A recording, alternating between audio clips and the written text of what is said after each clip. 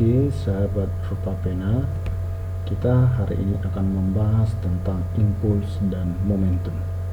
Tapi sebelumnya kita lihat dulu apa yang menyebabkan suatu benda diam itu menjadi bergerak. Artinya kalau ada benda dalam keadaan diam, maka dia akan bergerak jika bagaimana. Tentu dia harus kita beri namanya gaya, gitu ya. Oke. Jadi di sini contohnya ada bola yang diam akan bergerak apabila gaya tendangan bekerja pada bola. Tendangan pada bola termasuk disebutlah itu namanya gaya kontak, gitu ya. Yang bekerja itu dalam waktu yang sangat singkat, gitu. Berarti kita ketika menendang bola itu gak mungkin kaki kita menempel begitu lama, gitu ya. Jadi gaya itu disebut namanya gaya impulsif. Jadi gaya impulsif itu akan menyebabkan percepatan. Artinya kalau percepatan berarti bola bergerak akan semakin cepat, kira-kira begitu. Oke. Jadi impuls itu apa? Impuls itu kita definisikan sebagai hasil kali antara gaya rata-rata dan selang waktu selama gaya itu bekerja. Tapi dalam selang waktu yang sangat singkat, tadi sudah kita catat dalam waktu yang sangat singkat. Oke, berarti ini selang waktunya ini waktu yang singkat dikalikan dengan gaya yang bekerja, itulah impuls. Berarti kalau kita rumuskan karena dibuatnya di situ hasil kali, berarti secara matematis kita tuliskan dia seperti ini. I sama dengan F dikali dengan selang waktu. I sama dengan F dikali dengan selang waktu. Keterangannya ini F-nya gaya, delta T adalah selang waktu dalam second, impuls itu adalah satuannya Newton second. Dalam hal ini gayanya itu tetap, artinya ini tidak berubah terhadap waktu.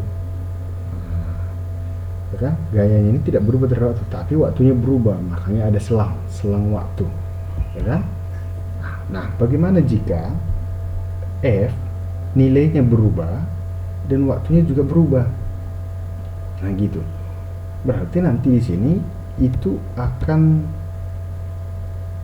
ada perubahan gaya terhadap waktu, sehingga kalau kita lihat grafiknya, kira-kira grafiknya seperti ini.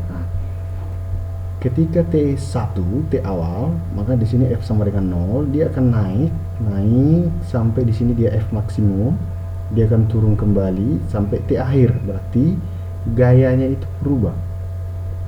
Kalau kita lihat grafik ini, gayanya berubah, waktunya juga berubah. Maka kalau kasus perubahan itu, gaya dan waktu itu berubah, maka itu prinsipnya harus pakai integral. Nanti integral ini kita pelajari di kelas 12 ya, di kelas 12 dipelajari dengan integral F T dt, ya kan, gaya terhadap waktu, gitu ya. Ini nanti T2 T1 batasnya lah ini kan. Tapi kalau misalkan di kelas 1, misalkan seperti ini kita belum belajar integral, maka cukup kita hanya menghitung luas di bawah garis yang diminta, gitu. Jadi kalau dari grafik ini penjelasannya kira-kira gaya impulsif mulai dari 0, berarti inilah tadi 0 ya. Pada saat T1, T awal bertambah nilainya secara cepat, ya kan, ke suatu titik puncak, ini nilai puncaknya di sini, dan turun drastis secara cepat ke F sama dengan 0. Di sini dia F sama dengan 0 lagi pada saat T2. Jadi kalau misalkan ada grafik seperti ini, maka impuls itu tinggal kita hitung luas grafik di bawah garis, dicatat ya, luas grafik di bawah garis. Contoh gini, perhatikan gambar di bawah ini ya, kita lihat ini F, ini adalah delta T, ya kan. Berdasarkan gambar di atas, jika F adalah gaya, ya kan, T waktu dan I adalah impuls, maka persamaan grafik untuk gerak benda adalah persamaan. Persamaannya itu berarti karena ini adalah grafik, kita hitung luasan grafik. Coba kita perhatikan grafiknya, ini adalah grafik segitiga. pasti kita tahu bagaimana menghitung luas segitiga, ya kan? Nah, berarti kita pakai prinsip bahwa impuls sama dengan luas grafik di bawah garis. Nah, di grafik ini terlihat dia adalah bidang segitiga. Nah, berarti impulsnya itu sama dengan luas segitiga. Maka luas segitiga itu adalah setengah dikali alas dikali dengan tinggi. Coba kita cek alasnya apa sih? Iya, alasnya adalah delta T, berarti tingginya adalah F. Sehingga bisa kita tuliskan dia adalah setengah dikali alas delta T, ya kan? Dikalikan dengan F. Oke. Berarti ini sama aja kalau kita tulis dia sama dengan setengah dikali F atau dikalikan dengan delta T gitu. Nah, kira-kira ada nggak jawabannya sih? Coba kita cek jawabannya. Maka jawabannya adalah C, gitu ya. Oke, itu dia tentang impuls. Jadi kalau ada nanti soal tentang impuls muncul grafik, ya tinggal kita gunakan perumusan ini, gitu ya. Oke, kita lanjut. Ini tentang momentum, gitu ya. Dalam fisika, momentum atau pusa adalah besaran yang berhubungan dengan kecepatan dan massa suatu benda. Artinya, momentum itu sangat identik dengan kecepatan dan massa. Ya, jadi momentum itu bisa juga disebut dia ukuran kesukaran, atau bisa dikatakan susah gampangnya, ya kan? Susah gampangnya untuk memberhentikan gerak suatu benda, gitu. Sehingga persamaannya bisa kita tuliskan bahwa P sama dengan massa dikali kecepatan, M dikali dengan V. Ingat, V di sini adalah vektor, ya. Kecepatan itu adalah vektor. Tentu arahnya harus kita perhatikan. Arahnya kalau dia kita sepakati, misalkan ke kanan adalah positif, ke kiri adalah negatif. Nah, jadi kalau kita cek, massa itu kan besaran skalar. Artinya mau ke kiri mau ke kanan, massa itu tidak ada tanda positif negatif. Sedangkan kecepatan itu merupakan besaran vektor. Berarti tanda negatif positifnya berlaku sebagai penanda arah.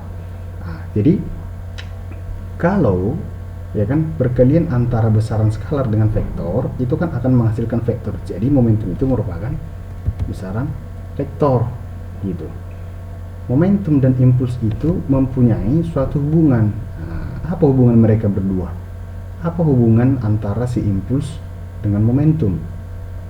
Hubungannya adalah itu yang disebut namanya teorema impuls momentum.